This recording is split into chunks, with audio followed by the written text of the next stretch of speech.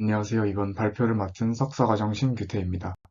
제가 발표할 논문은 Combination of High Frequency SSBP Based BCI and Computer Vision for Controlling a Robotic Arm입니다. 이번 논문은 저널 오브 뉴럴 엔지니어링에 기재된 논문으로 임팩트 팩터는 3.7이고 흡수에 해당하는 저널입니다. 현재 진행하고 있는 VR SSBP 연구가 고주파 SSBP의 사용 가능성을 확인하는 단계에 있어 이번 논문을 선정하게 되었습니다. 로봇팔의 발전으로 이동성이 제한된 장애인이 독립적으로 일상생활을 할 수 있게 되었습니다. 그러나 로봇팔은 스위치, 키보드 등 수동 제어 방식을 통해 동작하며 상지 장애가 있는 경우 제어하기 어렵습니다. 상지 장애가 있어도 EEG의 생성에는 문제가 없어 이를 이용하면 로봇팔을 이용한 BCI 구축이 가능합니다.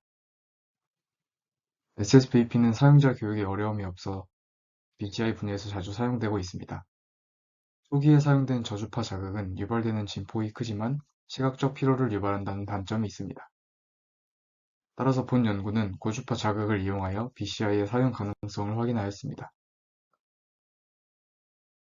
실험은 정상 시력을 가진 10명의 피험자를 대상으로 진행되었으며 소두엽을 포함하는 9개의 채널에서 측정되었습니다. 샘플링 레이트는 1000Hz이며 250Hz로 다운샘플링 되었습니다. 시스템의 상세 정보입니다. 로봇팔, 컴퓨터 비전, BCI로 이루어져 있으며 사용자는 로봇팔이 아닌 어떤 물체를 움직일지에 대해 해당 작을 응시하여 선택합니다. 이지를 통해 어떤 작을 응시했는지 분류되고 나면 로봇팔은 선택된 물체를 집어 사전에 정의된 위치의 물체를 가져다 둡니다.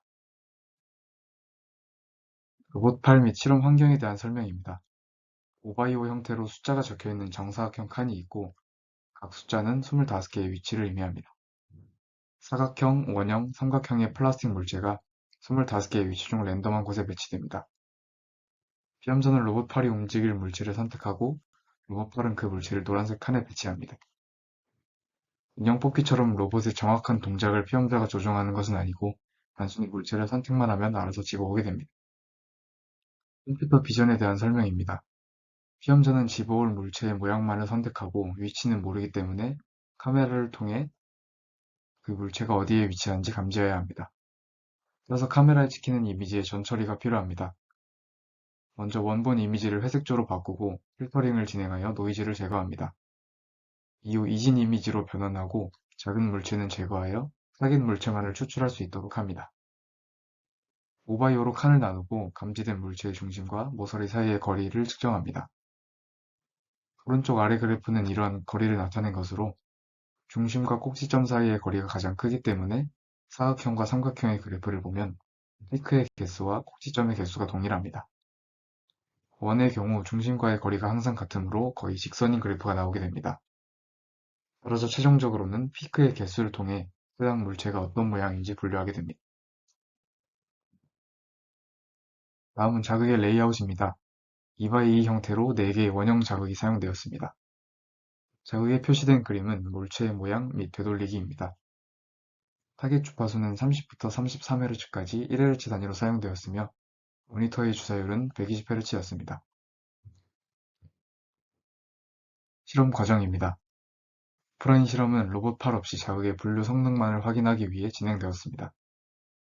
4개의 자극을 무작위 순서로 각각 10번씩 응시하였으며 이를 3번 반복했습니다. 1초 동안 어떤 자극을 응시해야 하는지 제시되고 3초 동안 자극을 응시한 후에 2초간 휴식합니다. 온라인 실험은 2.25초 동안 자극을 응시하고 다음 자극까지 4.25초의 시간이 제공되었습니다. 실험은 다시 두 가지로 나누어졌는데 하나는 다음에 어떤 자극을 응시해야 하는지 제시하는 실험이고 두 번째는 고정된 순서로 물체를 고르는 방식입니다. 첫 번째 실험은 랜덤한 순서로 4개의 자극을 한 번씩 응시하고 이를 10번 반복했습니다. 다음에 응시해야 할 자극이 빨간색으로 표시되었습니다.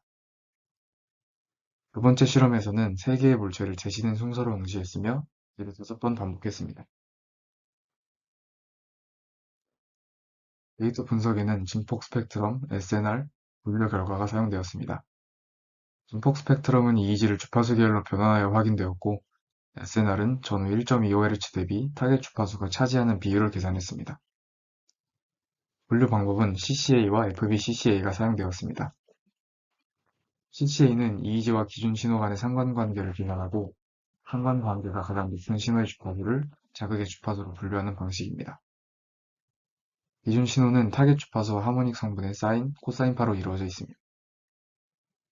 FBCCA는 각 주파수 대역으로 나눈 후 각각의 대역에 CCA를 적용하는 방식입니다.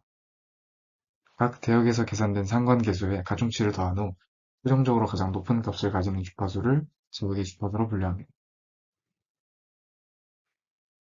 결과입니다.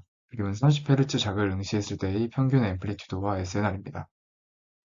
왼쪽의 앰플리튜드를 먼저 보면 타겟 주파수인 30Hz에서 피크가 가장 두드러지는 것을 확인할 수 있고 하모닉 성분인 60Hz에서도 피크가 나타납니다. 90Hz는 30, 60에 비해 값은 작지만 주변 주파수 대비 높은 진폭을 가집니다. SNR을 보면 앰플리튜드와 달리 타겟과 하모닉 성분 간에 큰 차이가 나지 않는데 이는 CCA의 타겟 주파수뿐 아니라 하모닉 성분을 가지는 기존 신호를 사용할 수 있음을 의미합니다.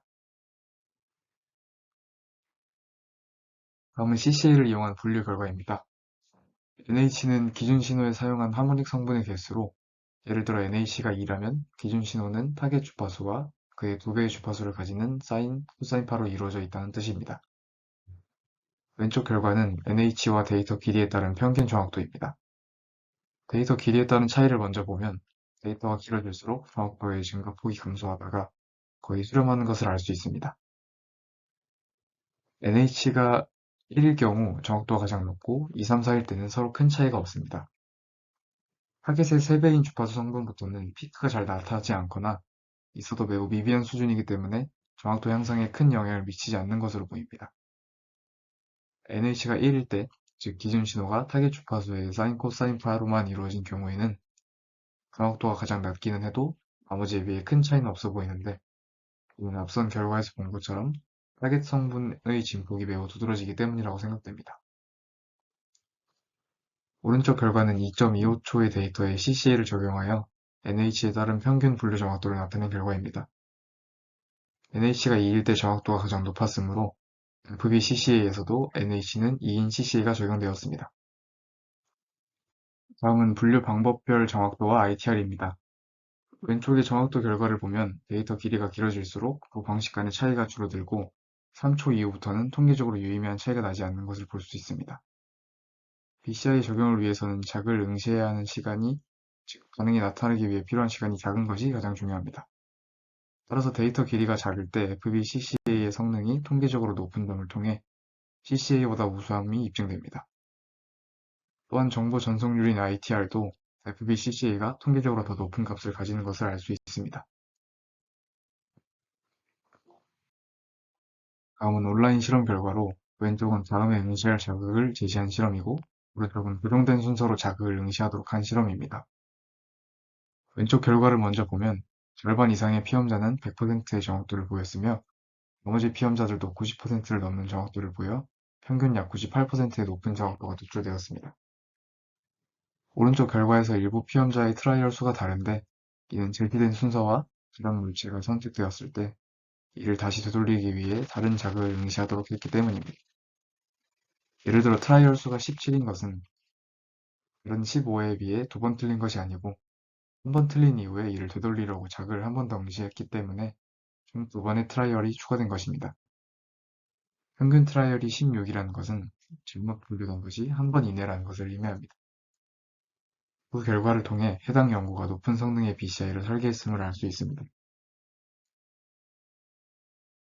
논문을 읽고 느낀 몇 가지 아쉬운 점입니다. 먼저 자극 주파수별 정확도가 없는 것이 아쉬웠습니다. 정확도가 가장 낮은 주파수를 알 수 있다면 잘 쓰이지 않거나 중요도가 낮은 동작에 해당 주파수를 적용할 수 있고 이를 통해 사용성을 높일 수 있을 것으로 생각됩니다. 두 번째는 물체의 형태가 지나치게 단순하다는 점입니다. 실생활에서의 사용을 위해서라면 조금 더 복잡한 형태의 물체에 대해 분류가 가능한지를 봤으면 좋지 않았을까 생각됩니다. 이와 연계되는 아쉬운 점인데 로봇 팔 자체를 조종하는 실험이 있어야 된다고 생각합니다. 복잡한 형태의 물체를 분류하는 데 한계가 있다면 차라리 로봇을 상하좌우로 조종하는 것이 BCI로 활용하기에 더 적합하다고 느꼈습니다. 지금까지 발표 들어주셔서 감사합니다.